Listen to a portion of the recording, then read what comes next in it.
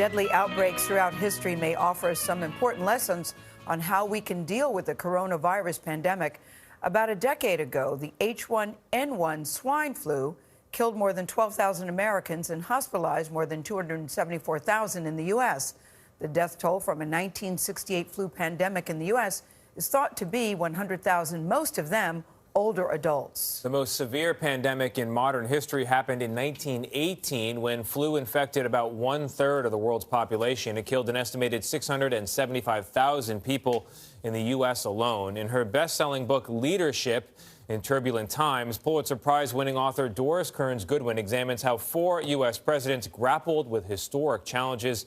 And she joins us now from Boston. Doris, good morning to you.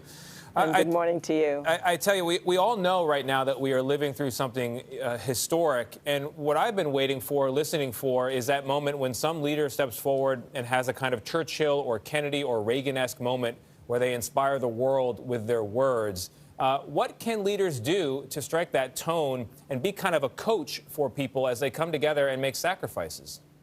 Well, you know, I think FDR presents the best example because when he took over during his inauguration, the country was at rock bottom economically. 1 out of 4 out of jobs, homeless people wandering the streets. Banks had collapsed. You couldn't even get your money out of the banks.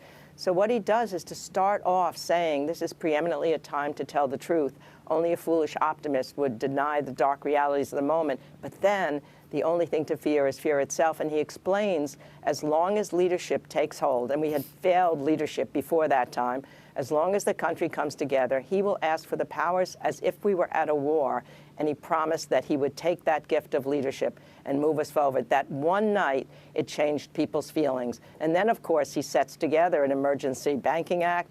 He sets together the 100 days, and he gives jobs to people, and unemployment insurance, and he treats it as a war, and the economic system began to rebound. It's an extraordinary case that we should remember with great hope right now, I think. We keep hearing that this is unprecedented, Doris. Can you think of things in the past that might give us some comfort to say, listen, we've been here before where lives have been this disrupted?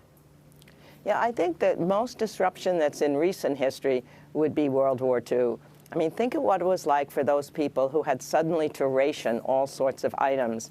So gasoline was rationed. You couldn't drive pleasure driving anymore. And the automobile had become, you know, a moment of independence. Only essential war workers could get the kind of cards that need the gasoline. At the same time, food was rationed. You had stamps that allowed you to get either food or shoes or clothing. The hardest one, evidently, they said, was when they rationed coffee one cup a day because it was coming from Latin America, and the ships couldn't be used to take it here. But they took it in stride after a while, and it prevented price gouging, and it prevented hoarding. But the most important thing was Roosevelt understood that he had to talk to people about why we were sacrificing and what the end result would be. And they did it then in good spirit. And he even called for rubber drives when we were in shortage of rubber, asking people, bring in old rubber girdles, bring in old rubber toys. 40 tons of rubber were brought to Village Greens, and it meant that the citizens felt they were part of it, which is such an important motion in this thing right now if we're going to get through this together. Doris, a crisis like this can really come to define a presidency, can't it? Without a question. I mean, think about the leaders who are the top in historical rankings. George Washington, Abraham Lincoln, and Franklin Roosevelt.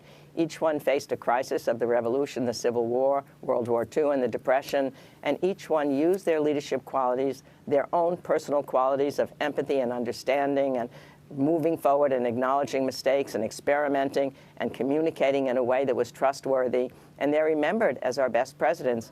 But at the same time, a crisis can allow you to fail. Buchanan, who made things worse in the 1850s, is considered probably the lowest among our presidential leaders.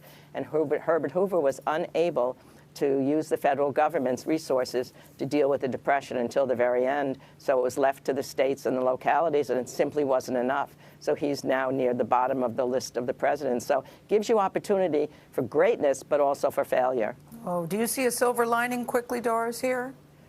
I do. I mean, I think if we look back at history and we remember that the people who lived in those early days of the Civil War or the Great Depression, they did not know how it was going to end. There was enormous anxiety. And yet history tells us that each one of those situations, the leaders came through, the citizens came through, and we really did emerge stronger than ever before. History provides solace and perspective. It's why I love it so much. I think we go back and remember these things. Yeah. I mean, that's important to do. It's comforting to see you, Doris Kearns Goodwin. Let me just say that. Doris, thank you so much for joining us. Doris Kearns Goodwin.